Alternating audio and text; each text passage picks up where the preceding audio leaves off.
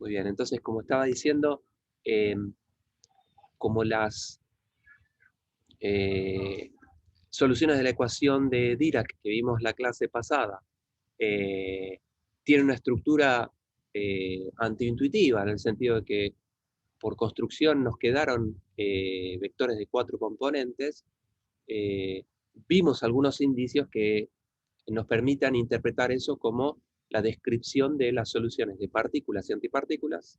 Las componentes de arriba son las soluciones con energía positiva que asociamos a las partículas. Las dos componentes de abajo son, representan o describen las soluciones con energía negativa que asociamos con antipartículas. Y el hecho de que para cada una de ellas tengamos dos componentes, eh, eh, vimos que la descripción de esas dos componentes es completamente análoga al spin. Y vimos algunos argumentos para convencernos de que efectivamente lo que surge espontáneamente en la ecuación de Dirac es la noción de un grado de libertad adicional que se suma al momento angular, pero que vive en otro espacio de configuración, y que es lo que nosotros sabíamos que era el spin, que en mecánica cuántica no relativista introdujimos de manera arbitraria. En este caso, en la fusión entre la relatividad especial y la cuántica surge naturalmente en la ecuación de Dirac.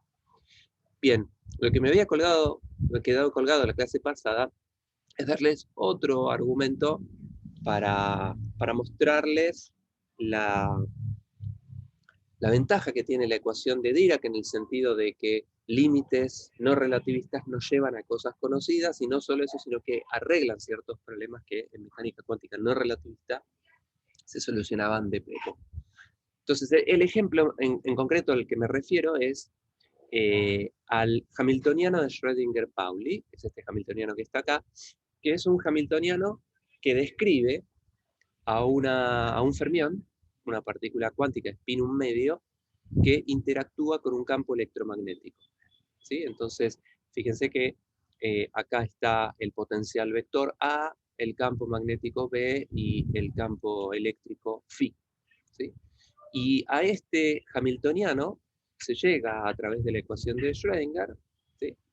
Pero con una pequeña salvedad. El término de interacción con el campo magnético, ¿sí? Este término de acá, se lo suele escribir como una constante que da cuenta de cuán susceptible es esa partícula cuántica que estamos describiendo a interactuar con un campo magnético externo. Y la pinta que tiene esa interacción es lineal con el campo, ¿sí? Es mu por b, donde mu es lo que se llama el momento magnético de esa partícula cargada, y que tiene esta dependencia con el spin. ¿Sí? Mu es el momento magnético es una magnitud vectorial, apunta en la dirección del spin, y la constante, o sea, la intensidad de la interacción con el campo magnético depende de la carga, la masa y constantes universales. El detalle es que cuando uno hace esta cuenta en mecánica cuántica no relativista, este mu está mal por un factor 2.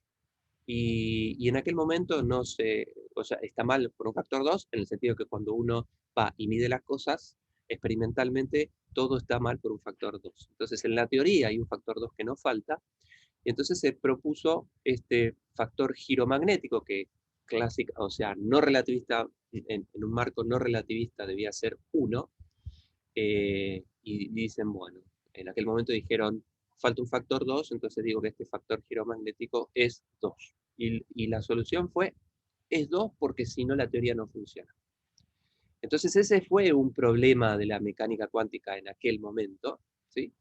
Y lo que vamos a ver la clase de hoy es que este problema de que arbitrariamente en la teoría, que es simplemente Schrödinger y el electromagnetismo, ¿no? Hay un factor 2 que falta, y en aquel momento se lo solucionó escribiendo el número 2 simplemente, sin decir por qué, sin entender por qué. Vamos a ver en los próximos slides que utilizando la ecuación de Dirac uno recupera exactamente el mismo hamiltoniano, el límite no relativista, primer punto, y el segundo es que con el factor 2 que surge espontáneamente. Bien, ¿sí?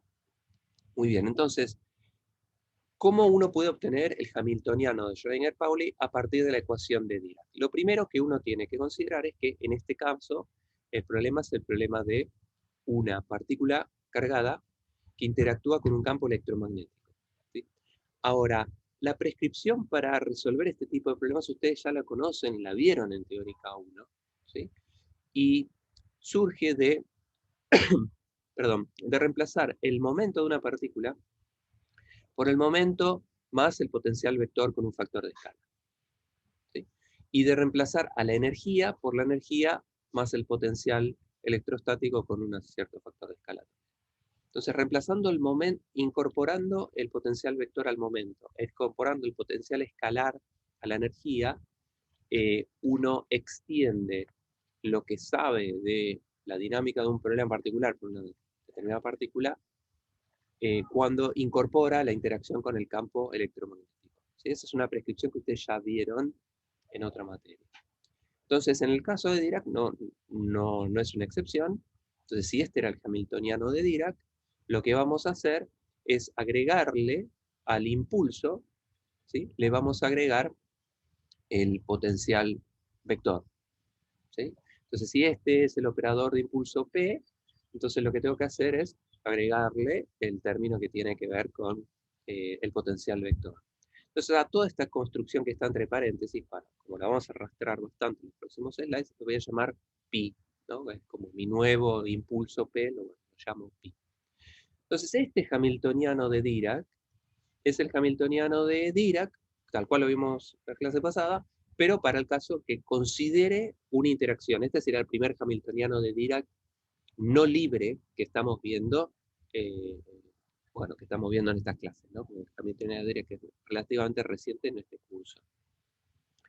Entonces, muy bien, tratemos de encontrar las soluciones, las autofunciones de este hamiltoniano, este nuevo hamiltoniano en el que incorporamos la interacción con el campo electromagnético. Entonces, como de costumbre, las soluciones de la ecuación de Dirac serán espinores de o sea, vectores de 4 componentes, ¿sí? Ahora, como el hamiltoniano de Dirac está escrito en términos de matrices de 4×4, las alfa y las beta, que a su vez las podemos escribir como matrices en bloques de 2×2, entonces este espinor de 4 componentes lo voy a escribir como un vector de 2 vectorcitos de 2 componentes, ¿sí? Que voy a llamar psi sub A, psi sub B. Entonces, psi sub A y psi sub B son vectores de 2 componentes, entonces ellos dos juntos de esta manera dan el espinor de Dirac de 4 componentes. Muy bien, entonces escribo el hamiltoniano de Dirac aplicado a mi autofunción, tiene que ser el autovalor de la energía por mi autofunción.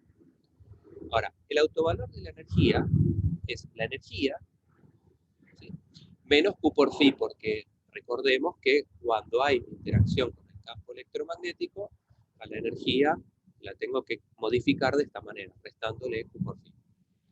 Y la energía explícitamente la escribo de esta manera, escribo la masa en reposo y lo que quede es la energía no relativista, ¿sí? O sea, esta es la energía, la contribución a la energía debido a la masa, lo que queda es lo que llamo la energía no relativista. Lo escribo así porque cuando tome el límite no relativista, lo que me va a importar es hacer algún límite en el que pueda escribir las cosas en términos de esta energía que es no relativista. Saco el término. ¿Está bien?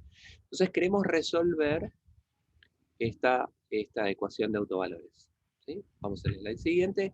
Lo que hago en este slide es simplemente reemplazar del slide anterior quién es la alfa, ¿sí?, y quién es la beta, ¿sí?, aplicada a psi A y psi B.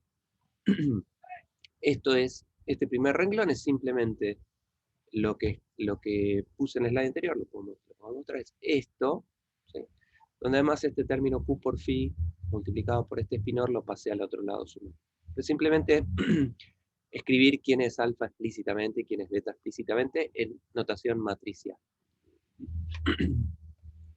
Bien, entonces ahora puedo hacer esta cuenta, es una cuenta, o sea, la primera fila de cada una de estas matrices por psi sub A, psi sub B me va a tener que dar lo que tenga que ver con psi sub A, es esta primera ecuación. Y cuando hago la segunda fila de cada matriz multiplicado por este spinor, me va a dar lo que del otro lado de la ecuación está asociado a psi sub p. ¿Sí? Hay algunos términos que se cancelan.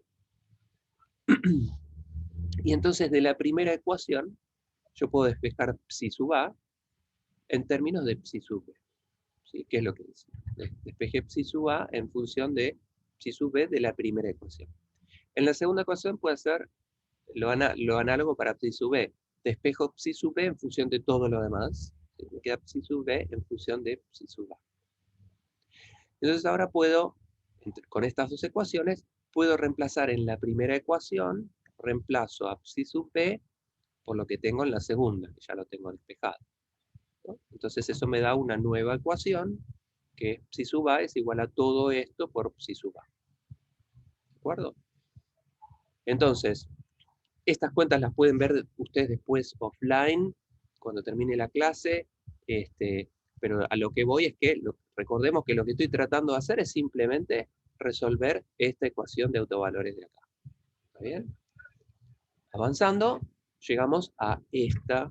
Resolver esa ecuación de autovalores es fijarse qué es lo que me queda acá para ver qué es lo que cómo puedo escribir esta ecuación como un hamiltoniano. Entonces, esta relación que acabamos de deducir, la voy a escribir en el próximo slide. Si no me equivoco, sí, es esta de acá. ¿Está bien?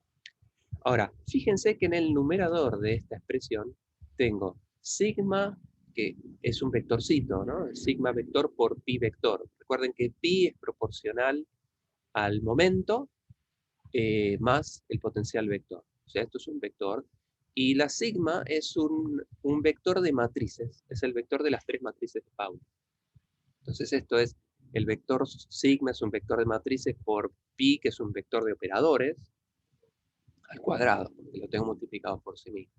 Entonces esto, que es una cosa medio turbia, podemos simplificarla recordando la identidad que vimos la clase pasada. La clase pasada yo no les demostré, pero les dije que está esta identidad, si A y B son vectores de tres componentes, genéricos cualquiera, y sigma es ese vector de las tres matrices de Pauli, sigma por A por sigma por B tiene esta pinta de acá. ¿Sí? Esa es una identidad que les dejé como tarea para el hogar. Entonces, podríamos aplicar esta identidad a este caso. Entonces, en este caso, pi juega las veces de A y de B, en ambos casos. Entonces, si eso fuese así, esto me daría pi por pi, producto escalar, y eso es pi cuadrado, el primer término, más i, el producto vectorial de pi por pi, multiplicado por sigma. ¿Sí?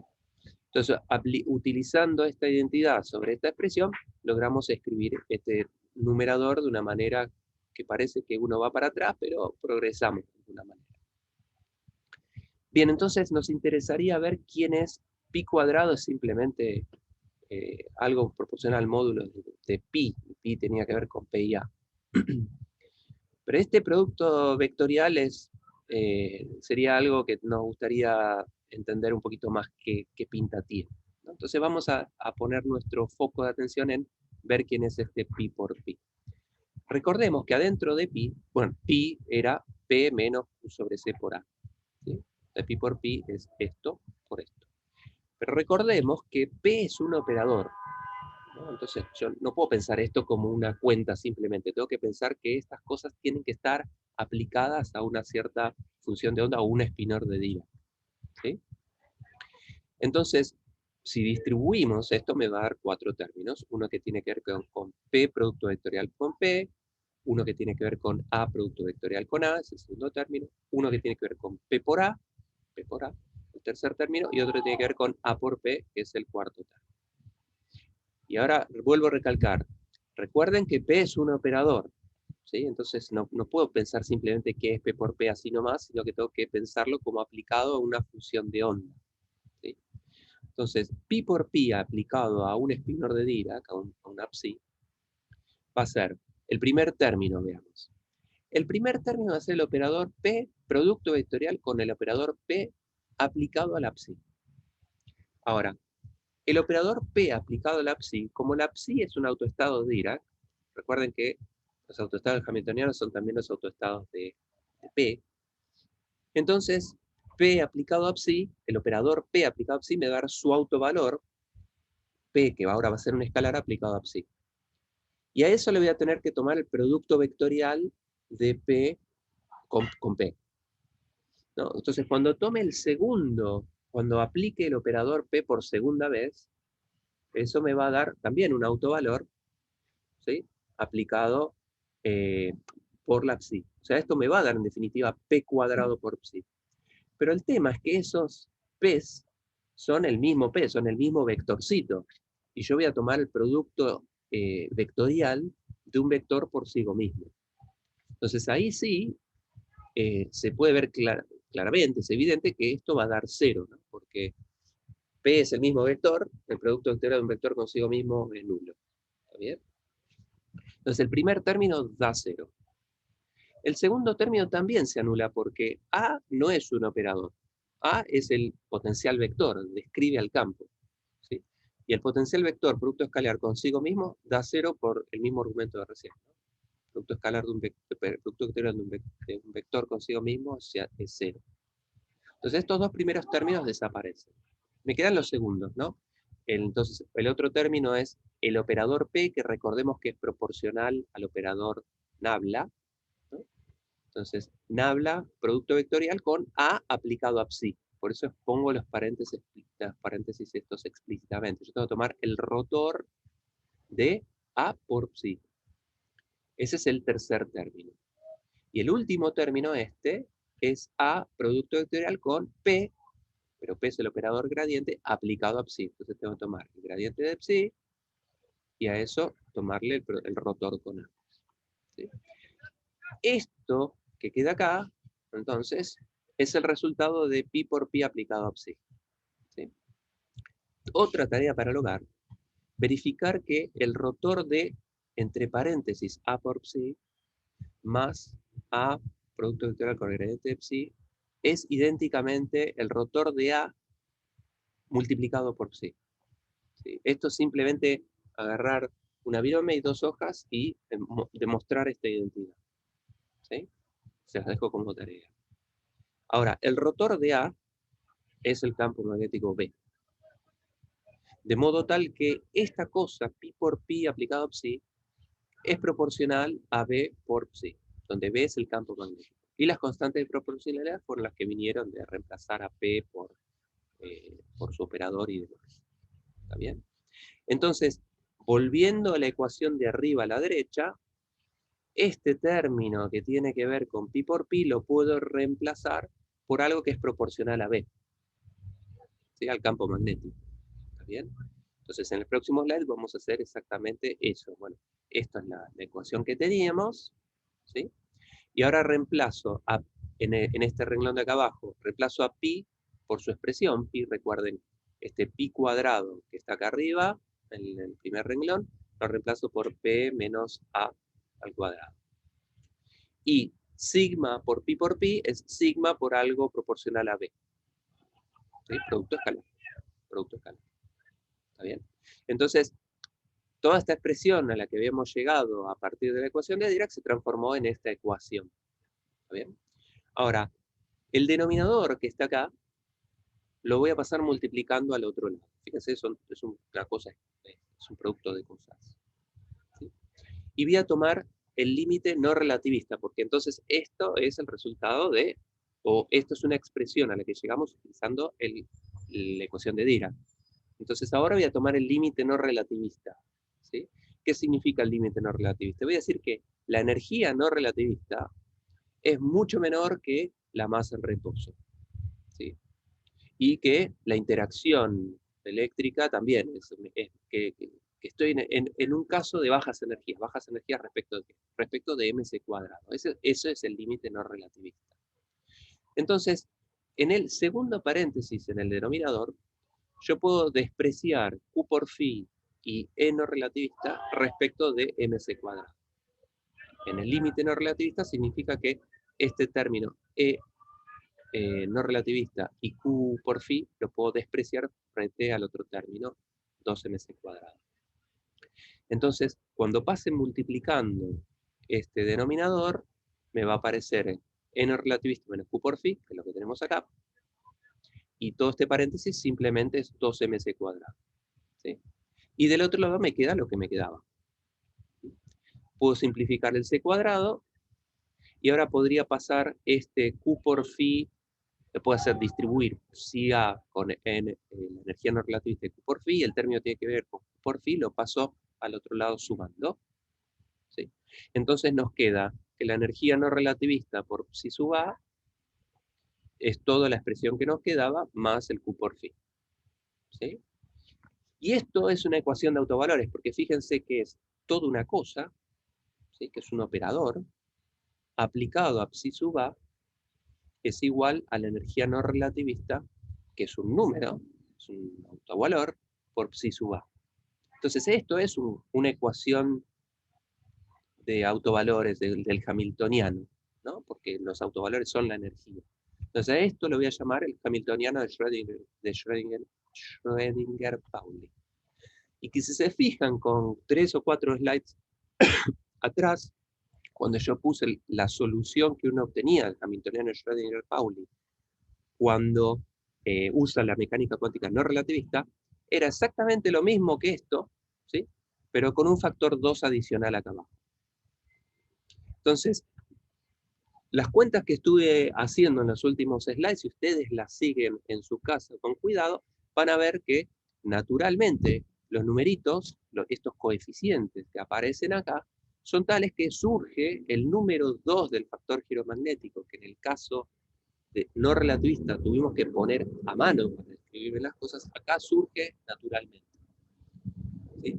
Entonces, lo que acabamos de hacer en las últimas 3 o 4 slides, que fui un poco rápido para avanzar porque ya rápido y ya pasaron 24 minutos, la idea es mostrarles cómo uno puede utilizar la ecuación de Dirac, ¿sí? Para describir un fermión interactuando con el campo electromagnético y en particular tomar el límite no relativista y ver si el resultado es lo que esperaba o no. El resultado es lo que esperaba en el sentido que obtuvimos el hamiltoniano de Schrödinger-Pauli, pero el factor 2, ese factor giromagnético que pusimos arbitrariamente para escribir los experimentos, en el caso de esta cuenta, a partir del hamiltoniano de Dirac, surge espontáneamente. ¿Sí? O sea, si uno mira los coeficientes que acompañan a B, mu por B, aparece el 2 del factor giromagnético que simplificaba el 2 del denominador, surge espontáneamente en esta cuenta. ¿Sí? Entonces, lo interesante de este resultado es que mostramos con otro ejemplo que la ecuación de Dirac recupera resultados que uno obtuvo antes en mecánica cuántica no relativista, pero en el caso concreto de este ejemplo, que es una cosa importante, es un fermión interactuando con el campo electromagnético, uno soluciona un problema grave que tenía la cuántica no relativista, que era el hecho de que no se entendía por qué ese factor 2 de dónde sale. ¿Sí? Y acá surge espontáneamente del factor que viene asociado con el spin, con el spin de esta partícula. ¿Sí? Y la clase pasada hablamos sobre quién era este factor giromagnético y el resultado de hace unas semanas respecto de que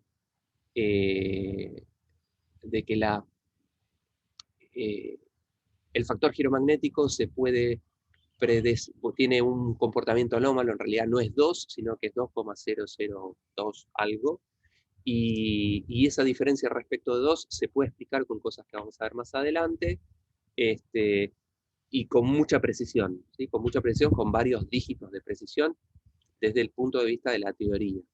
Y como estos experimentos ahora pudieron medir con mucha precisión el factor giromagnético también, y se ve una diferencia significativa entre el resultado teórico y el resultado experimental. Y eso es algo sorprendente. Eso lo que está diciendo es que en la medición ultra precisa de un observable, que está muy bien predicho por la teoría, muy bien predicho porque describe varios dígitos de precisión que están bien, y solo en el decimal, no sé, 8, 9, es donde falla.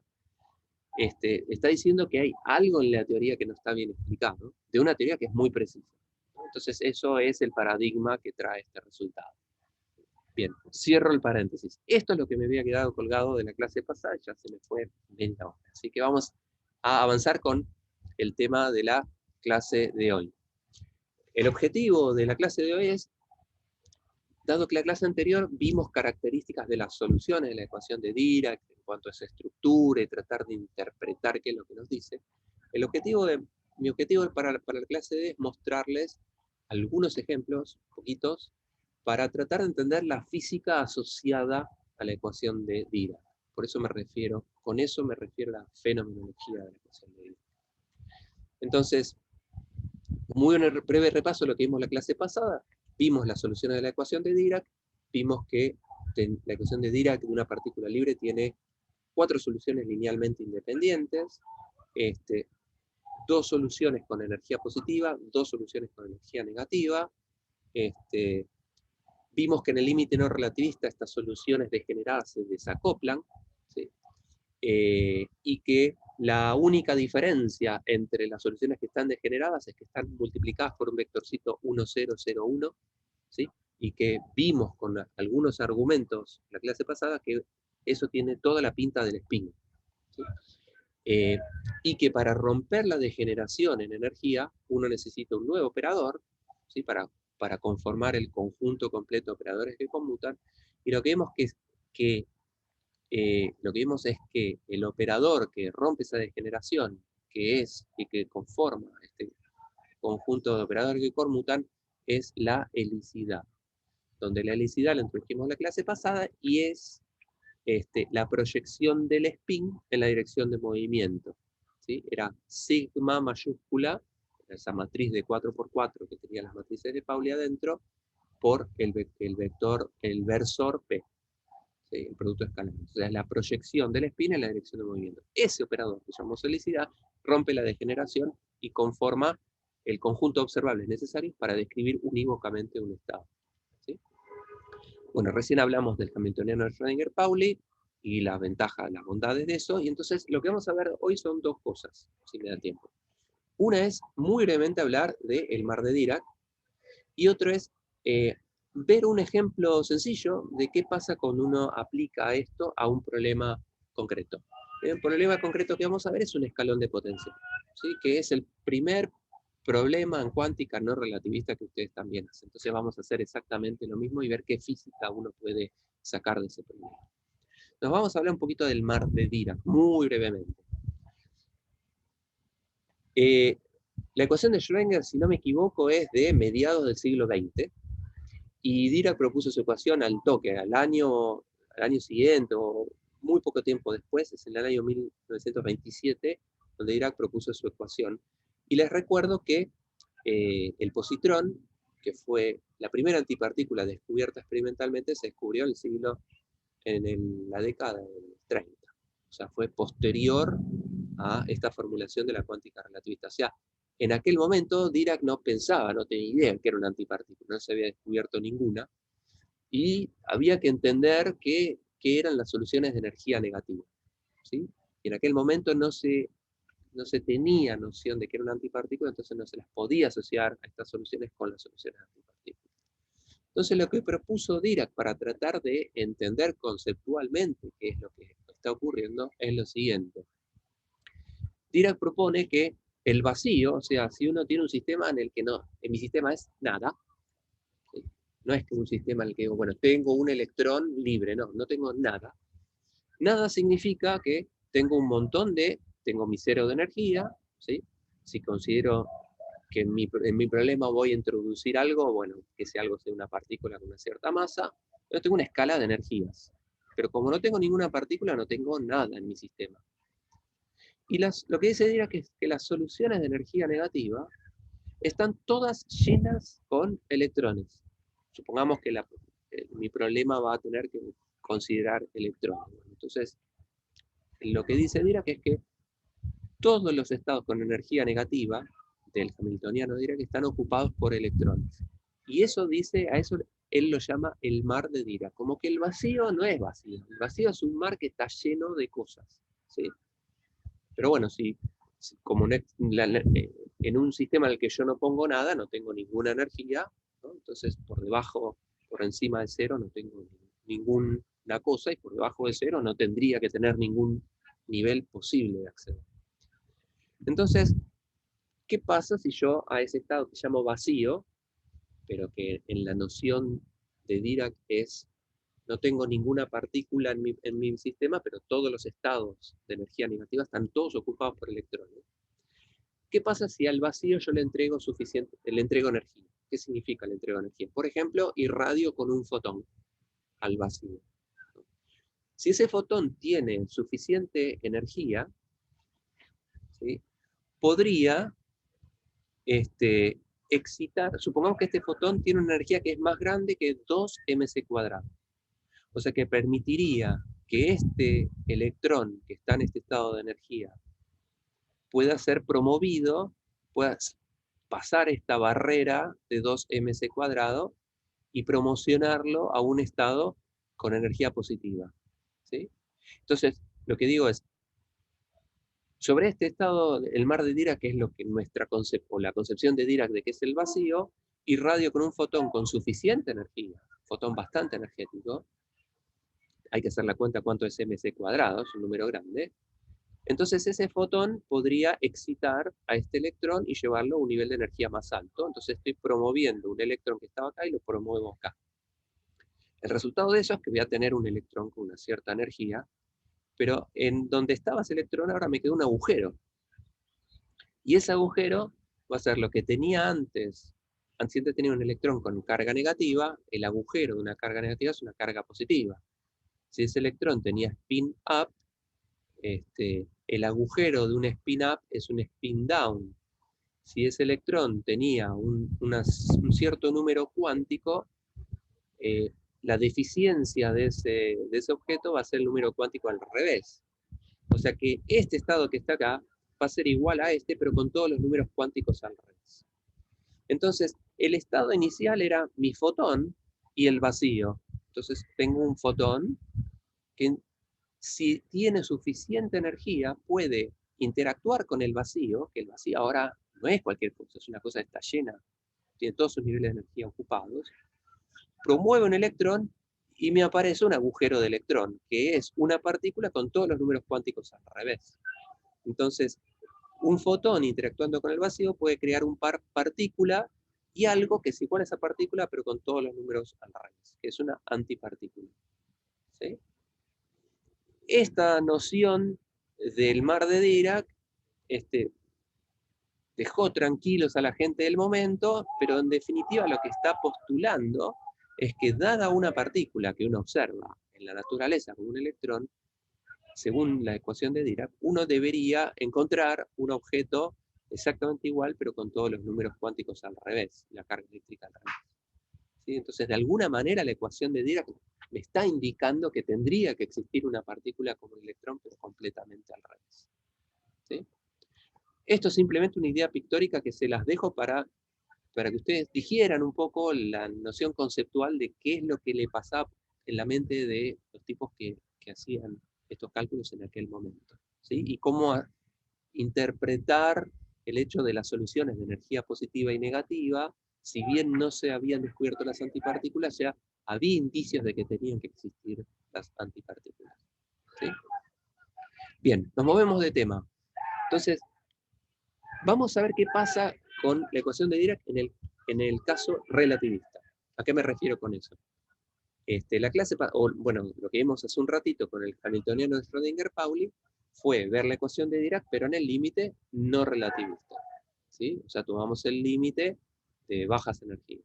Entonces hoy lo que queremos ver en lo que queda de la clase es discutir la situación opuesta, o sea, qué pasa cuando estoy en el caso relativista, o sea, en el caso donde las componentes B sobre C no son tan chiquititas, no las puedo despreciar, ¿sí? Recuerden que en el límite no relativista, las soluciones con energía positiva y negativa se desacoplaban, pero en el caso relativista, eso no es así, e interfieren entre ellas, ¿sí? Entonces, al considerar el caso de Dirac relativista, las soluciones con energía positiva y las soluciones con energía negativa no van a estar desacopladas, van a estar interactuando entre sí, y es el caso en que las partículas y las antipartículas de alguna manera viven en el mismo mundo, o sea, sí, se relacionan entre sí. Bien, el ejemplo que vamos a utilizar para ver esto es el más sencillo que ustedes vieron en cuántica no relativista también, que es un escalón de potencial. ¿Sí? O sea, la solución de Schrödinger incorpora un potencial, caso más genérico, y el potencial más sencillo que uno puede tener es una constante. ¿Sí? Una constante para todo X no tiene gracia porque defino mi cero y es como que no tengo potencial. Entonces pensemos en un escalón, o sea, un potencial que es constante y a partir de un cierto valor toma otro valor constante. ¿Sí? Y vamos a hacer exactamente el mismo abordaje que ustedes vieron en cuántica, ¿no? Vamos a pensar que viene un electrón en una cierta dirección y que interactúa con ese potencial. En mecánica clásica, si el potencial es más grande que la energía de la partícula, entonces si el potencial es un escalón y la energía de mi partícula está por debajo de ese escalón, esa partícula está confinada, ¿no? Entonces, si uno tiene una pelotita de tenis en mi partícula con una cierta energía y el potencial es una pared, la pelotita no puede atravesar la pared y va a rebotar. Entonces, en mecánica clásica, las partículas no pueden atravesar ese escalón y rebotan. ¿Sí? En cuántica no relativista, ustedes vieron que en realidad eso no es tan así, hay algo que se llama efecto túnel, que la pelotita rebota, efectivamente, pero hay una probabilidad no nula de que mi partícula penetre esa barrera. ¿Sí? Ahora, esa probabilidad dentro de la barrera decae rápidamente, decae exponencialmente. ¿Sí? O sea, si bien existe una probabilidad de que mi partícula atraviese ese potencial, esa probabilidad decae de la manera más rápida posible. Y a eso se le llama efecto túnel y eso tiene un montón de aplicaciones. Y cuando uno ve eso, de repente se le abre el mundo porque es un efecto nuevo, ¿no? Y muy interesante de la cuántica, casualmente. La pregunta es, ¿qué pasa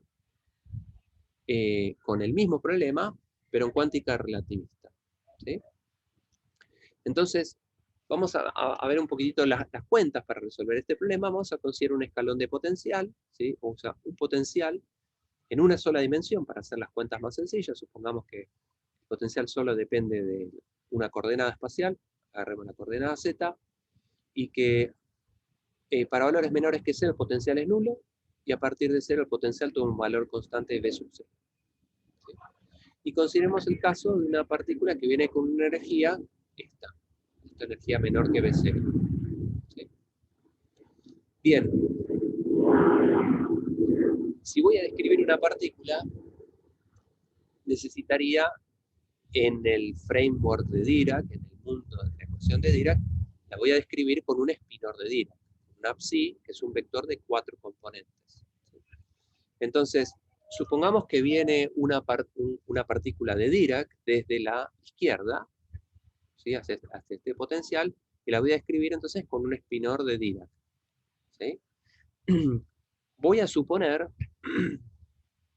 de las 4 soluciones posibles, voy a agarrar una de ellas, por ejemplo, una que tiene una solución con energía positiva, entonces si considero que la energía es positiva, entonces agarro una de las 2 soluciones de Dirac cuyo autovalor de la energía es positivo. Esta es una de ellas. Y bueno, voy a agarrar el que tiene el vectorcito 1, 0, o sea, el que asociamos con un spin up. Esa partícula tiene que tener un spin y bueno, considero que tiene spin up. Está en un estado determinado. ¿Sí? Entonces, el espinor de Dirac que va a describir a mi partícula que viene de la izquierda, una partícula con energía positiva, una partícula como Dios manda, digamos, con un cierto estado de spin, elijo spin up, es esta función de onda. Es este espinor de Dirac. Esta es una de las 4 autofunciones de Dirac compatible con las condiciones que acabo de describir. ¿Sí? Perdón, no sé si estoy yendo demasiado rápido. ¿Están perdidos o me siguen? Por ahora va bien. Por ahora vamos bien. ¿Ok? Muy bien, entonces. Bien, entonces, en este caso concreto, vamos a pensar que mi partícula viene, como es un problema unidimensional, que tiene un cierto impulso K, lo voy a llamar K, en la dirección Z, o sea, viene en esta dirección con un cierto impulso constante. Entonces el impulso es K por Z versor. ¿Sí? Es una partícula con spin-up, vamos a considerar por simplicidad de la misma manera que en cuántica no relativista el estado estacionario. O sea, la dependencia temporal va a ser un e a la i omega t, que me lo puedo sacar de encima. Voy a considerar el caso estacionario. Y para hacer las cuentas más sencillas, voy a hacer que C y H, que son constantes del problema, para no escribirlas todo el tiempo, pongo 1. Como que no me interesan las dimensiones, el orden de magnitud de estas cosas, ¿sí? Encuentro un sistema de referencia donde C y H valgan 1. Bien, entonces, me gustaría ver qué corno es este sigma p en este caso concreto. En la función, en el espinor de Dirac, aparece un C por sigma p, entonces veamos que es sigma por p, por este vectorcito 1, 0. Entonces, como decimos que p es solamente una constante z versor, este vector p solo tiene componente z, entonces solo voy a agarrar la matriz de Pauli sigma z de este producto interno. La sigma z es esta matriz de Pauli, 1, 0, 0, menos 1, ¿sí? Y p es kz versor, entonces simplemente me queda el k, por el vectorcito 1, 0, que es este spin-up que elegimos, ¿sí? Y entonces nos quedó directamente k. O sea, el producto de esta matriz me da k por 1 menos 1. ¿Sí? 1, 0, perdón. Entonces, esta solución de Dirac, de la ecuación de Dirac genérica, en este caso concreto, se transforma en esta expresión.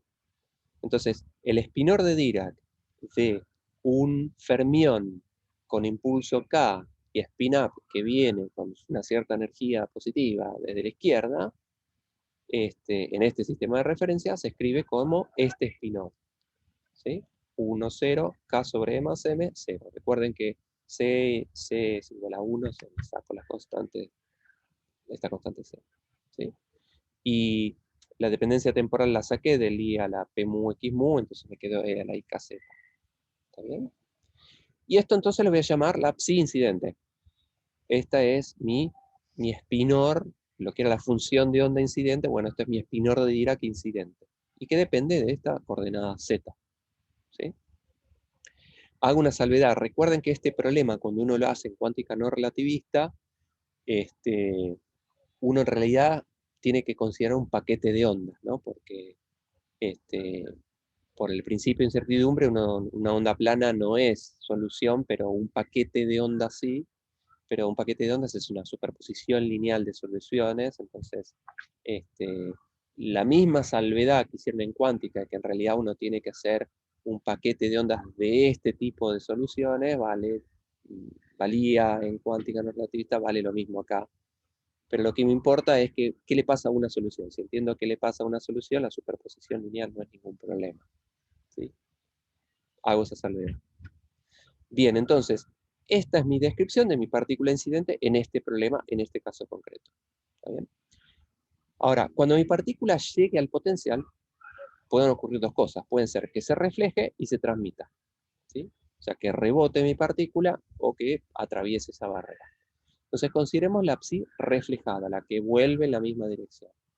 Si vuelve en la misma dirección, la relación entre energía y potencial sigue siendo la misma. O sea, el potencial es 0, entonces por conservación de energía el impulso que va a tener esa partícula va a ser el mismo K, pero en la dirección opuesta.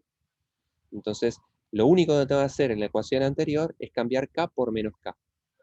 En mi espinor de Dirac, que escribimos en el slide anterior, lo único que cambio es reemplazar K por menos K, porque las constantes siguen siendo las mismas. Si el estado, la relación de energía sigue siendo la misma, lo único que la partícula, en vez de ir para allá, va en el sentido opuesto. Cambia el signo del impulso. ¿Sí? Ahora, y bueno, en la exponencial también cambia un signo, porque otra vez K lo tengo que reemplazar por menos K. Ahora, la psi reflejada, no sé qué pasa con el spin. Quizá viene una partícula con spin-up, se interactúa con el potencial y por ahí el spin flipea, ¿no? Entonces, voy a considerar el caso en que la solución de Dirac sea la que tiene exactamente los mismos valores, la misma relación de impulso y energía, pero lo que tenga que ver con spin down. Entonces, que sea, en vez del 1, 0, que sea el 0, 1. ¿Sí? Entonces, este vectorcito 1, 0 transforma en 0, 1, y esto se transforma el 0 se promedia para acá y esto baja, pero cambia un signo porque la matriz sigma tiene un -1 acá, ¿no? Entonces si uno hace la cuenta explícitamente, todavía para el hogar, aparece un signo cambiado. Entonces, como yo no sé la psi reflejada, si es esta o es esta, entonces va a ser una combinación lineal de ambos, de ambos posibles autoestados. Entonces, introduzco coeficientes A y B, que me van a dar cuenta del peso, o sea, son los coeficientes que me dicen cuál es la probabilidad de estar en este estado, cuál es la probabilidad de estar en este estado. Entonces, esta es mi expresión para la psi reflejada. ¿De acuerdo? Vamos ahora para la psi transmitida, o sea, qué pasa con las soluciones dentro de la barrera de potencial. Entonces, dentro de la barrera potencial, el impulso de la partícula es distinto, porque ahora la relación energía-impulso tiene que considerar este potencial B constante. Entonces, recuerden que la relación de dispersión era E cuadrado igual a P cuadrado más M cuadrado. Bueno, el P, el impulso P dentro de la barrera, para cambiarle de nombre, lo voy a llamar Q. En vez de impulso P, lo llamo impulso Q. ¿Sí? Entonces, si despejo el impulso dentro de la barrera, el impulso es raíz cuadrada de la energía al cuadrado menos la masa al cuadrado. Esa es la relación relativista, la dispersión relativista. Pero en la energía pongo E menos el potencial, E menos B. ¿Sí? Entonces, la relación de dispersión relativista, en este caso concreto, del otro lado de la barrera, me dice que el impulso que tiene la partícula, si estuviese dentro de la barrera, sería este. ¿Sí? Y ahora hago la cuenta exactamente lo mismo, o sea, si mi partícula es transmitida adentro, se va a mover hacia la izquierda, o sea, va a ser una partícula con un impulso P en la dirección Z versor, pero el impulso va a ser este Q que acabamos de determinar. O sea, el impulso de mi partícula dentro de la barrera va a ser Q en la dirección Z. Entonces, las posibles soluciones eran las soluciones de Dirac, de una partícula de Dirac que se mueve con impulso Q en la dirección Z, ¿sí? Con spin up o con spin down. ¿Sí? Y esto es exactamente o sea, aprovecho lo mismo que hicimos en el slide anterior. ¿Cómo es la pinta de una partícula que se mueve con impulso Q en Z? Bueno, es 1, 0, Q sobre la energía, 0. Si tiene spin-up, o 0, 1, 0, Q sobre la energía con un signo menos, si tiene spin-down. Ahora respondo las preguntas. Y otra vez, como no sé en qué estado de spin está, pongo ciertos coeficientes que llamo C y D, para ver la probabilidad de estar en este estado con spin-up y con estado con spin-down. Entonces esta es la expresión de mis posibles, mi espinor de Dirac para la función de onda transmitida. A ver, la pregunta de Luca, ¿por qué no cambia de signo el 1 cuando lo bajo? Cuando lo bajo.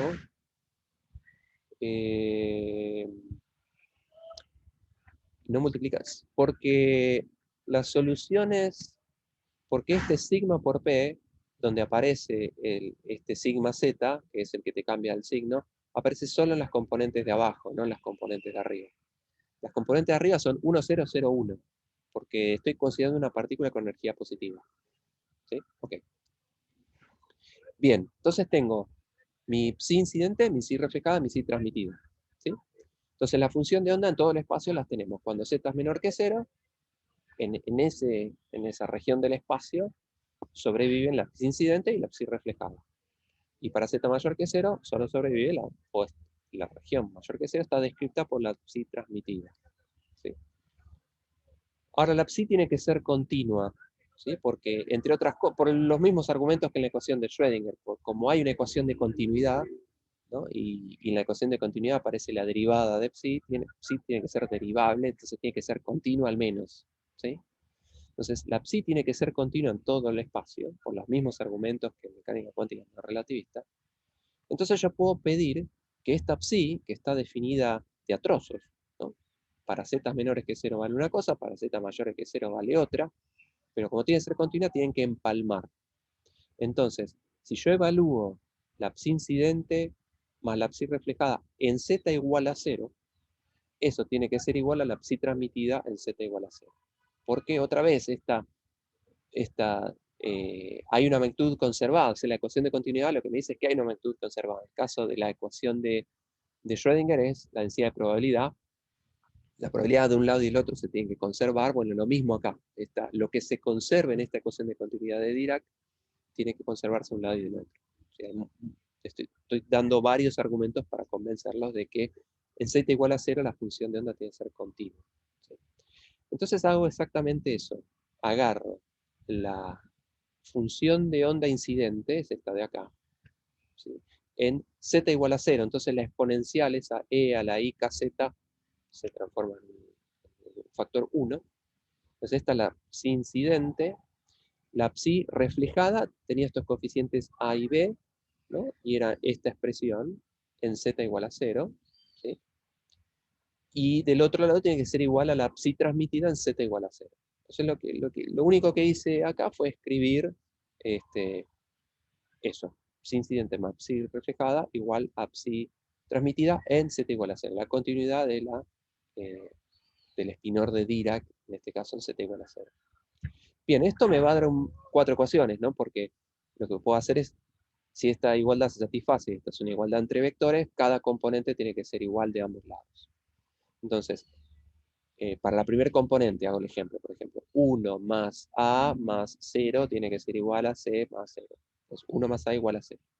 Y así sucesivamente. Igualo componente a componente de estos vectores y tengo un sistema de ecuaciones. Bien. Esta tercera ecuación, que parece que es un lío, si se fijan, a ver, ¿qué es lo que quiero hacer? ¿Qué es lo que uno hacía en cuántica no relativista? Uno resolvía este sistema de ecuaciones y determinaba cuánto vale A, cuánto vale C, cuánto vale B, cuánto vale D, o sea, cuánto valen los coeficientes de cada autoestado, y con eso ya tengo mis soluciones y con eso resolví el problema. Lo mismo acá, quiero resolver este sistema de ecuaciones, o sea, determinar quién es A, B, C y D para ver en qué estado estoy. ¿Sí? Bien, entonces ahora se transformó en un problema matemático. ¿Sí?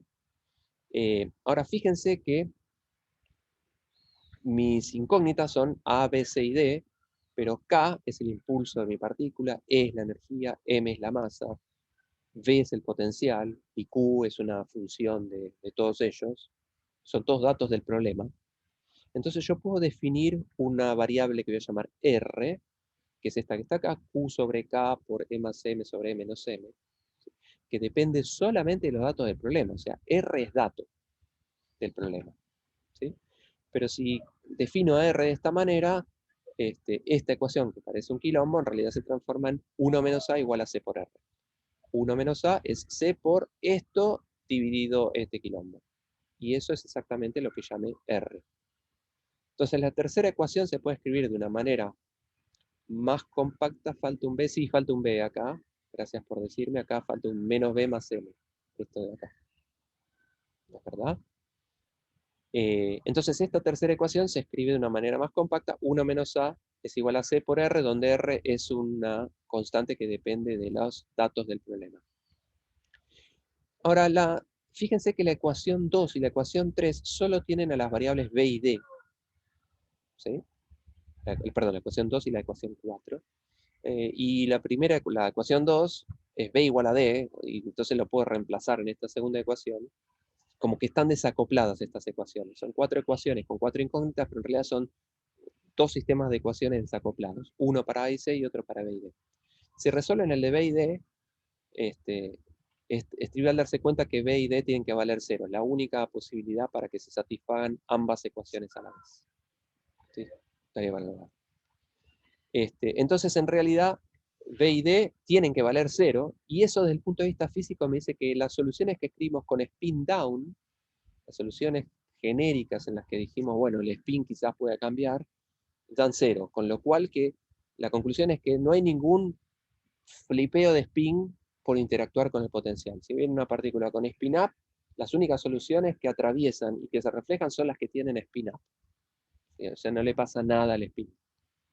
Primera cosa interesante. La segunda es que las otras dos ecuaciones que me quedaron son estas. Una más A es igual a C, una menos A es igual a C por R, y hay que resolver ese sistema de ecuaciones que es trivial. ¿Sí? Yo le pongo acá las soluciones. Las puedo resolver por el sistema que se les dé la gana. Hay infinitas maneras de resolver este sistema de ecuaciones. Yo pongo explícitamente acá las soluciones, que no vienen al caso en definitiva. ¿Sí? Entonces, resolvimos numéricamente el problema, encontramos cuáles son los coeficientes, y la única física que sacamos por ahora es que al spin no le pasa nada cuando ocurre esta interacción. ¿Sí? Antes de avanzar con la interpretación física de esto, me gustaría tratar de resolver exactamente lo mismo, pero por otro mecanismo, simplemente por una cuestión técnica, para que vean que esto se puede resolver desde otro ángulo. ¿Cuál es ese ángulo? Es utilizar la corriente de Dirac. Hace un par de clases vimos que la ecuación de Dirac satisface la ecuación de continuidad y que hay asociada una corriente conservada que llamamos la corriente de Dirac. Esta J que entra en la ecuación de continuidad de la ecuación de Dirac. Esa J la habíamos definido como psi daga, o sea, este espinor de Dirac, traspuesto y conjugado, multiplicado por alfa. Alfa es el vector de matrices del hamiltoniano de Dirac, matrices alfa, por la psi. Esta es la definición de la corriente de Dirac. Y la corriente es una magnitud conservada, ¿sí? Porque satisface la ecuación de continuidad. Entonces, otra manera de atacar este problema es pensando que en realidad, además de que la psi tiene que ser continua, uno puede pensar que la corriente se conserva, esta corriente J. Entonces la J incidente se segmenta en una parte transmitida y una parte reflejada, pero como se conserva, la J incidente tiene que ser igual a la suma de la J transmitida más la J reflejada. ¿Sí? Entonces, si veamos cómo se escriben estas J's, la J incidente, la J transmitida, la J reflejada, en este problema concreto, y apliquemos esta idea de que la corriente de Dirac es una magnitud conservada. ¿Sí? Bien, en este caso concreto, solo tengo el eje Z en mi problema, X e Y no entran, es un problema unidimensional. Entonces la J es psi daga, la alfa es la alfa Z nada más, ¿no? Que es 0, sigma Z y la psi. Ahora, para la J incidente, la psi, voy a usar la psi incidente. ¿Sí? Y entonces la J incidente va a ser la psi incidente daga, esta matriz de 4×4, la psi incidente. ¿Sí? La psi incidente habíamos dicho que era 1, 0, K sobre E más M0. ¿Sí? Esta es mi matriz sigma Z. Y acá tengo la psi incidente traspuesta y conjugada. Como son todos escalares, conjugar es lo mismo y transponer es poner el vectorcito, rotarlo 90 grados. Y ahora esto es un producto de matrices, ¿no? Esta es una matriz de 4×4, esto es un vector de 4×1, esto es un vector de 1×4. Hago la cuentita y el resultado da esto. ¿Sí? O sea, esta es una cuenta trivial que ustedes pueden hacer. De la misma manera que calculé la J incidente, puedo hacer lo mismo para la J transmitida y la J reflejada, porque ya tenemos la psi incidente, transmitida y reflejada. Entonces esta cuenta la puedo hacer para cada uno de esos casos. Y acá les pongo los resultados. La J incidente es esto, la J reflejada da esto, la J transmitida da esto. ¿Sí? Bien, como dijimos que la corriente se tiene que conservar en Z igual a 0, estas son las corrientes en Z igual a 0. Explícitamente, me olvidé decirlo. Entonces, que la J, que la corriente se conserve, en particular en Z igual a 0, lo que me dice es que la J incidente tiene que ser igual a la suma de la transmitida más la reflejada. Tengo esta única ecuación. ¿Sí? Haciendo un poco de gimnasia, yo puedo despejar todo lo que tenga que ver con A de un lado, ¿sí? Y todo lo que tenga que ver con C del otro, porque las únicas incógnitas acá son A y C. Son los coeficientes de las autofunciones, ¿no? Todo lo demás son datos del problema. K, la energía, la masa, el potencial, son todos datos del problema. Entonces, si despejo A en función de C, me queda esta expresión y, mágicamente, este coeficiente es el mismo que habíamos llamado R antes. Entonces me queda 1 menos A cuadrado C cuadrado por R, ¿sí? Que si se fijan, es lo mismo que habíamos encontrado como soluciones acá, ¿no? Si uno multiplica estas dos ecuaciones, me queda 1 menos A al cuadrado, es una diferencia de cuadrados, y del otro lado me queda C cuadrado por R, que es exactamente esto. O sea, el resultado matemático, el resultado analítico, encarando las cosas por cómo es el espinor de Dirac, incidente, reflejado, transmitido, y pidiendo continuidad sobre ello. O utilizando la corriente de Dirac y exigiendo que se conserve la corriente de Dirac, es otra consideración física, el resultado por esos dos caminos es exactamente idéntico, ¿sí? Dan las mismas soluciones, ¿sí?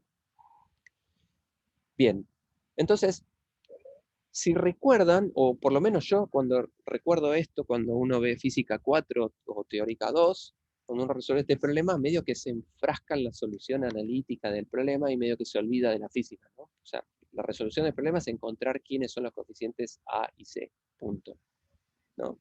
Y ya está la solución del problema.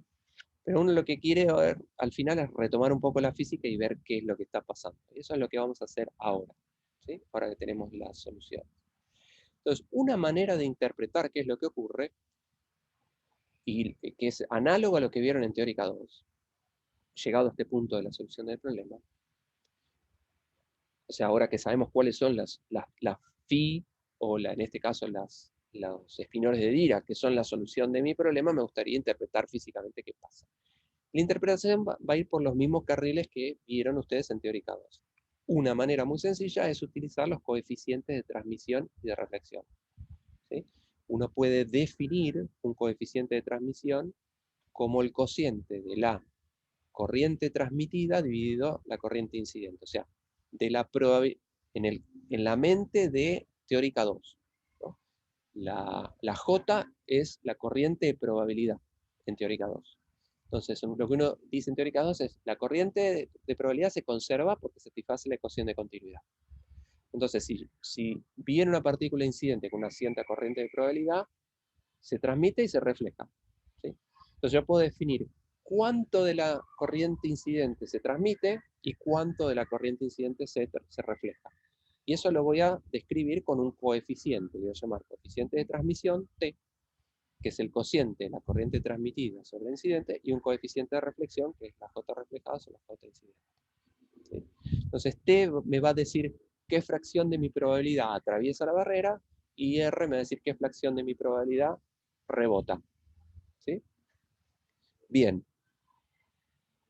Para calcular T y R, necesito las corrientes transmitida, incidente y reflejada, que ya las calculamos, ¿sí? Las calculamos antes, están acá, ¿sí? Y que dependen de A y de C, pero como A y C ya los resolvimos, porque justamente la resolución del sistema de ecuaciones es el que le puse yo acá. A y C son numeritos que uno ya resolvió. Es justamente resolver el problema, es encontrar estos coeficientes A y C. Y ahora que los tengo, yo puedo calcular explícitamente quién es la J reflejada, qué es la J transmitida, qué es la J incidente y demás. Y ahora que tengo mis corrientes, J, ¿sí? Puedo calcular estos coeficientes de transmisión y coeficientes de reflexión. Les pongo el resultado. Son los mismos resultados, llamativamente, que en Teórica 2 y en Física 4. El coeficiente de transmisión es 4R sobre 1 más R cuadrado, y el coeficiente de reflexión, bueno, es lo que es. Donde R es el R que habíamos definido hace un ratito, ¿sí? Este R acá. Una cosa para notar es que T más R es 1. O sea, si uno suma esto con esto, es idénticamente 1, ¿sí? Y eso está buenísimo porque, bueno, buenísimo, era obvio porque la corriente de probabilidad satisface una ecuación de continuidad, o sea que se conserva, y T y R son las fracciones de cómo se bifurca esa corriente de probabilidad incidente. Entonces, la suma de ellos dos tiene que darme 1, porque son las fracciones de lo que incidió, ¿sí? Entonces, tienen que sumar 1, ¿sí? ¿Estamos hasta acá?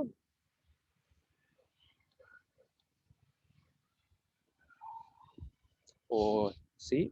Bien, genial. Vamos todavía. Entonces, perdón, si alguno tiene alguna duda, porque algunos responden sí, pero por ahí alguno se queda con una duda, interrumpan, por favor, ¿eh? Muy bien, entonces, ahora que tenemos los coeficientes de transmisión y de reflexión, vamos a tratar de sacar un poquito de física, ¿sí? De analizar la física de esto, porque no queremos hacer simplemente una cuenta y no sacar una conclusión de esa cuenta. Entonces vamos a analizar dos casos. Un caso en el que B sea más chico que E más M, y un caso en el que B sea más grande que E más M. Al de arriba, el caso en el que el potencial es pequeño pequeño relativo a la energía de mi partícula, ¿sí? Lo voy a llamar bajas energías, por poner un nombre. Si B es pequeño, lo voy a llamar, el caso B es un potencial que habla de cierta energía de interacción. Entonces lo voy a llamar el caso de bajas energías, y cuando B es más grande que este umbral, lo voy a llamar el caso de altas energías, ¿sí? Bien, consideremos estos dos casos bajo el arsenal de resultados que tuvimos, que es que T, el coeficiente de transmisión es esto, que R es esto, donde R depende de todos los datos del problema, y Q en particular es el momento de la partícula dentro de la barrera, ¿sí? Entonces, consideremos el caso de bajas energías, en el que B es pequeño, ¿sí?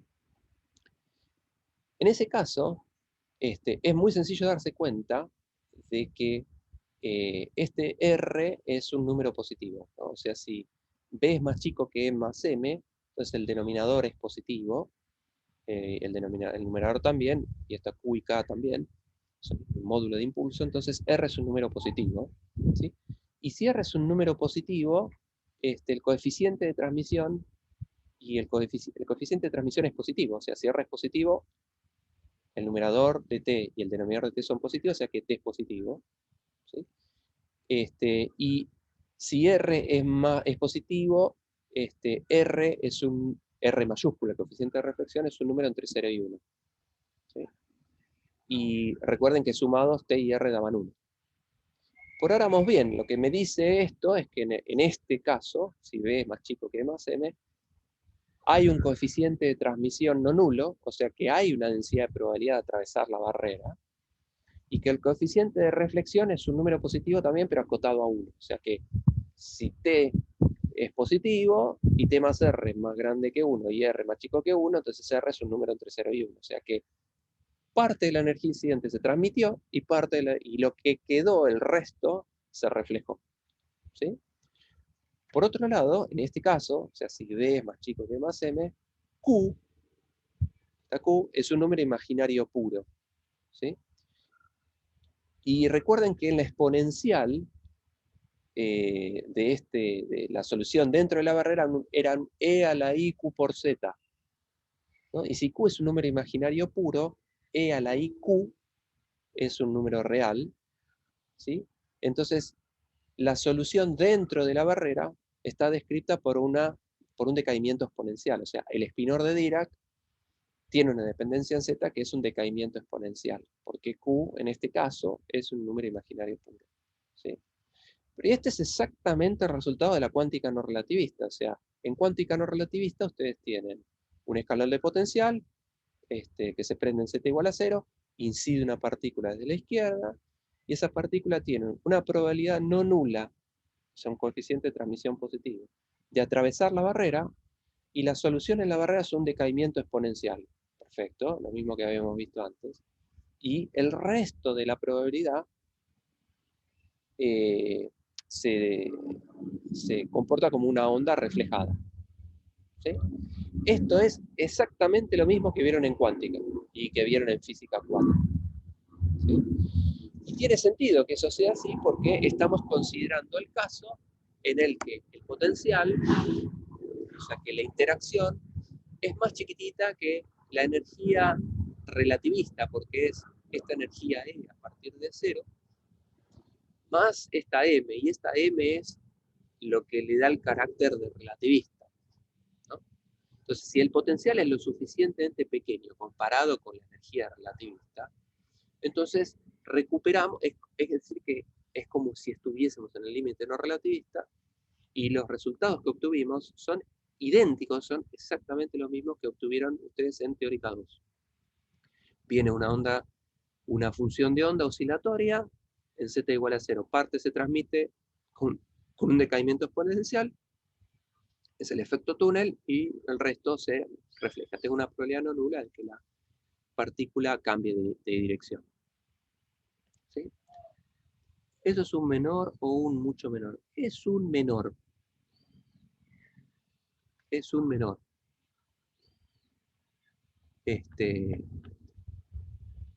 Ahora me dejas pensando. Estrictamente es menor, o sea, analíticamente, si B es más chico que E más M, todo lo que acabo de decir es verdad. ¿Sí?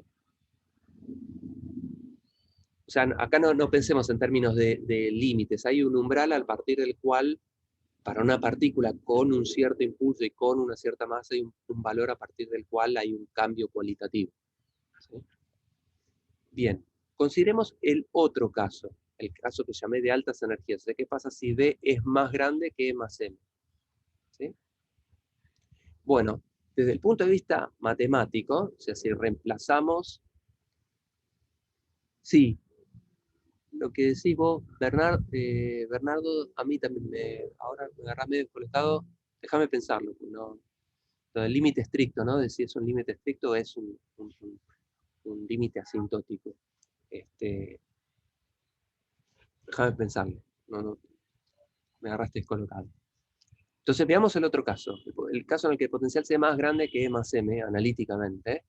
Entonces, si eso es así, ustedes pueden convencerse, dado que este es el R, ¿no?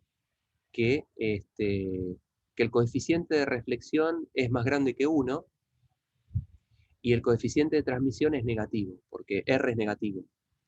Si B es más grande que E más M, entonces este denominador es negativo, el R es negativo, entonces T es negativo, y si T es negativo, R tiene que ser más grande que 1, porque T más R es 1. ¿Sí? Esa es la solución analítica, esa es la descripción de este caso, simplemente. Si se lo doy a un matemático, me dice cuánto vale R y T, si valen estos valores, me dice R más grande que 1, T más grande, menor que 0. Ahora, estaría bueno interpretarlo. ¿Qué significa el coeficiente de transmisión menor que 0? O el coeficiente de reflexión mayor que 1. El coeficiente de reflexión nos daba cuenta de qué fracción de la onda incidente se refleja. Y si esa fracción es más grande que 1, lo que me está diciendo es que lo que se refleja es más de lo que le llegó. Punto 1 para meditar.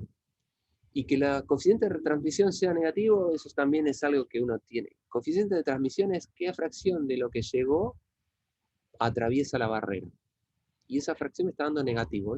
Esto requiere cierta interpretación, porque matemáticamente es la solución, es lo que es. Por otro lado, si la relación entre B E y M es la que dijimos acá, si B es mayor que E más M, si voy a la definición de Q, ¿sí? Q me queda un número real, no es imaginario. Y si Q es real, la solución dentro de la barrera que iba como E a la I QZ, si Q es real, la solución dentro de la barrera es una solución oscilatoria, es una partícula. No hay un decaimiento exponencial ahora. Es decir, que hay una onda que se propaga dentro, o sea, hay una partícula que se propaga dentro de la barrera, pero se propaga hasta el infinito. No es que tiene un decaimiento exponencial, es una solución oscilatoria. Entonces, fíjense que la interpretación sería, incide una partícula, porque mi psi incidente describe a una partícula. ¿Sí? Ahora, el coeficiente de reflexión más grande que 1, lo que me está diciendo es que vuelven más partículas de las que yo tiré. Si yo tiré una partícula y R es más grande que 1, lo que me está diciendo es que viene más de una partícula de vuelta. ¿Sí? Y por el otro, el coeficiente de transmisión, que sea una solución oscilatoria, lo que me está diciendo es que tengo una partícula que se propaga por dentro de la barrera. Eso uno lo puede interpretar como que incide una partícula, interactúa con un potencial gigantesco, o sea, con un potencial más grande que la masa en reposo, o sea, es un potencial relativista. O sea, en el caso relativista, ¿sí? Si la interacción es con un potencial grande, donde grande es relativista, lo que ocurre es que vuelven más partículas de las que yo tiré y además atraviesan partículas dentro de mi barrera. Y fíjense que esta partícula dentro de la barrera tiene una energía negativa respecto de mi potencial, ¿no? El potencial está arriba. O sea, la energía medida respecto del potencial constante ahora es como negativa. O sea, tengo una partícula con energía negativa que habíamos asociado con una antipartícula. Y que vengan más partículas con energía positiva de las que yo tiré, significa que vienen más partículas. Eso, exactamente. Entonces, en este caso, incido con una partícula y producto de esa interacción con un potencial muy grande, un potencial relativista, se crea una antipartícula que atraviesa mi barrera y vuelve una partícula más la que yo tiré. O sea, es como que se creó un par partícula-antipartícula como consecuencia de que mi partícula interactuó con un potencial suficientemente grande. Volviendo a lo del mar de Dirac, ¿se acuerdan de ese fotón que interactúa con el vacío? Y si ese fotón tiene suficiente energía, puede generar un par partícula-antipartícula, ¿sí? Excitando una de las partículas del mar de Dirac. Una interpretación similar funciona acá también, ¿no? Incido con una partícula. Interactúa con un potencial muy grande, es como que a esa partícula le pegó un fotón de mucha energía, ¿sí? Está la energía que, producto de esa interacción, uno podría generar un par partícula-antipartícula, ¿sí? Podría excitar una partícula de este mar de Dirac, ¿no? Entonces, generé un par partícula-antipartícula como consecuencia de la interacción de mi partícula con un potencial excesivamente grande, ¿sí? Y una cosa importante de notar es que en cuántica no relativista, en el caso anterior, siempre hablamos de una partícula, ¿no? O sea, esta es la función de onda desde el punto de vista de la cuántica no relativista. La psi describe la amplitud de probabilidad, ¿sí? Entonces, mi partícula puede estar con una probabilidad que cae exponencialmente dentro de mi barrera, o puede estar con la misma densidad de probabilidad reflejada de este lado. Ahora, mi partícula está o en un lado o en el otro, y en cuántica no relativista hablamos de la partícula está acá o está acá, pero siempre es la misma partícula. O sea, el número de partículas en cuántica no relativista nunca uno se lo cuestionó que cambiaba. No es que nunca pensó que tengo un electrón y el electrón tiene una probabilidad de hacer efecto túnel o de volver, sigue siendo el mismo electrón y o lo mido de un lado o lo mido del otro. El electrón sigue siendo uno y está en algún estado, ¿sí? Mientras que acá lo que ocurre es que el número de partículas no se conserva. Entonces yo vine con una partícula descrita por un espinor de Dirac, y ahora tengo un espinor de Dirac consistente con más partículas de las que yo tenía. Y partículas, antipartículas, partículas con energía negativa, o sea, antipartículas dentro de la barrera. O sea que la cantidad de partículas en el caso relativista no es una magnitud conservada. Yo incido con una partícula, me vuelven dos y atravieso una antipartícula. O sea, el número de partículas antes y después de la interacción no necesariamente es el mismo, ¿sí? Entonces eso es una cosa que está bueno digerir. Y digerir también en asociación con lo que vimos del mar de Dirac, que les comenté al principio. ¿Bien? Que estas igualmente siguen siendo interpretaciones en función de ejemplos triviales, porque fíjense que este resultado, que es interesante, es simplemente la interpretación, el amague a una interpretación de un problema trivial, que es un escalón de potencial, unidimensional, ¿sí? Es el primer problema más sencillo que uno puede tener.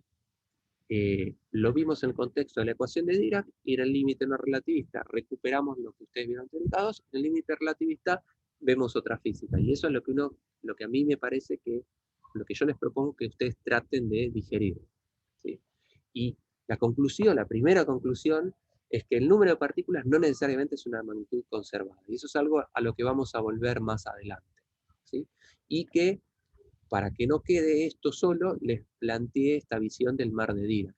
Antes de que se presenten las antipartículas, cómo uno puede asociar el hecho de que entregando suficientemente energía a un sistema, entregando suficientemente energía a un sistema, uno pueda crear partículas de la nada, ¿no? Pero si creo una partícula, tengo que crear algo con las mismas magnitudes al revés, ¿sí? Entonces, esto que acabamos de ver hoy es una cosa que se los planteo, les dejo las cuentas hechas porque el problema es sencillo hacer analíticamente, pero me interesa mucho que ustedes digieran la interpretación de esto, porque de la misma manera que vieron efecto túnel cuando lo vieron en Teórica 2 o en Física 4, eso los dejó pensando, les abrió un cacho la cabeza, este problema también. Y estaría bueno que uno no les diga la interpretación, yo se las acabo de decir, pero que ustedes traten de digerirlo, ¿sí? Que es para mí importante que ustedes traten de interpretar esto por su propia cuenta. ¿Sí? Con esto entonces termina la clase de hoy, y lo que vamos a ver la clase que viene... Sí, una duda, por supuesto, Luca. ¿Cómo andás, Gustavo? ¿Cómo andás? Es la que te había mandado por mail, que ahora tengo Ah, sí, sí. tiempo para preguntarla. Sí, por supuesto. O sea, vos hiciste referencia muchas veces a que un fotón puede crear un electrón y un positrón, y yo, o sea, lo que entendí de la práctica es que para poder crear un electrón y un positrón se necesitan dos fotones, no uno, que con uno no se puede. Entonces no sé si me está faltando algo o si hay algo que entendí mal. No, entendiste bien. El caso es que lo que vos planteás es, tenés un problema de dos partículas en el estado inicial y querés ver qué pasa en el estado final. Y ese estado final son partículas que vos deberías poder medir de alguna manera, ¿no? Ahora, pensá el caso al revés, ¿no? Que este fotón, perdón que vuelva violentamente hacia atrás, yo sé que es súper molesto, pero pensá que en vez del tiempo ir de izquierda a derecha en este gráfico, vaya de derecha a izquierda. ¿Sí? O sea que tengo una partícula y una antipartícula que se aniquilan y me dan un fotón. Lo que vos estás sugiriendo es que en realidad esto no puede ocurrir, una cuestión cinemática tendría que ser dos fotones, ¿no? Ese es tu planteo. Claro, sí. Ok. Este fotón no necesariamente tiene que ser un fotón que llamamos real, o sea, una partícula que si yo voy y la mido, la tengo que poder medir. Este fotón puede ser un fotón virtual, un fotón que justamente no respete la conservación de la energía, y eso medio que nos pone los pelos de punta. Si yo te digo, esto no conserva la energía, vos me decís, pará, no, esa no me la banco. Pero pensar en el principio de incertidumbre, ¿no? O sea, el principio de incertidumbre, delta E por delta T tiene que ser del orden de H barra, ¿no? Entonces, en delta T suficientemente pequeños, o sea, si delta T lo hago más chico que H barra, en orden de magnitud, delta E podría ser más grande que H barra, ¿no? Entonces, la energía podría no conservarse, pero en intervalos de tiempo muy pequeños. Vuelvo a repetir. No, creo que lo entendí. O sea, lo que vos decís es que en un intervalo de tiempo muy corto, ese fotón virtual volvería a convertirse en otras dos partículas y ya. Exactamente, Okay. exacto. Entonces, esto introduce una nueva noción, que es una partícula real y que es una partícula virtual. O sea, hay cosas que se llaman partículas virtuales, que son cosas que son estados que no necesariamente conservan la energía, pero eso puede ocurrir en intervalos de tiempo extremadamente pequeños. Entonces, para que la energía se vuelva a conservar, si yo quiero medir algo, este fotón ya no puede ser ese fotón y tiene que transformarse en otra cosa. Por ejemplo, un par electrón-positrón nuevamente, u otro par partícula-antipartícula, que ahí sí pueda medir. Entonces, el problema cinemático que vos planteabas acá no está, ¿no? Módulo el hecho que te estoy tirando un concepto nuevo, ¿no? Que es esta idea de partícula virtual. El hecho es que más adelante, después del primer parcial, vamos a ver la teoría de primeros principios que describe este mecanismo, la interacción electromagnética. O sea, vamos a hacer una teoría de campos para el electromagnetismo, ¿sí?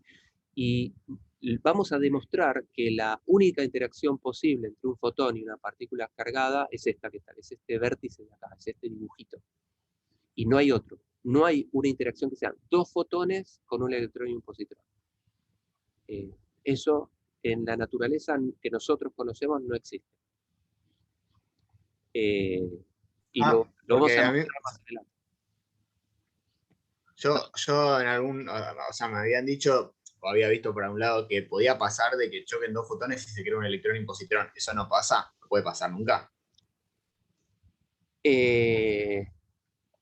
A nivel fundamental, no. A nivel fundamental me refiero a interacciones de este tipo, de un único fotón a un electrón y un positrón sin que haya nada en el medio, ¿sí? Podría ser que vos tengas dos fotones que interactúen a un estado intermedio de otras cosas y que eso te dé lugar a un electrón y un positrón. Habría que buscar un diagrama de Feynman. Ok. igual me quedó clara la duda, así que gracias. Ok. Bueno, ahora me creaste dudas a mí. Pero por eso, porque ya estoy cansado. ¿Por qué vuelven dos partículas si se transmite una en el caso relativista?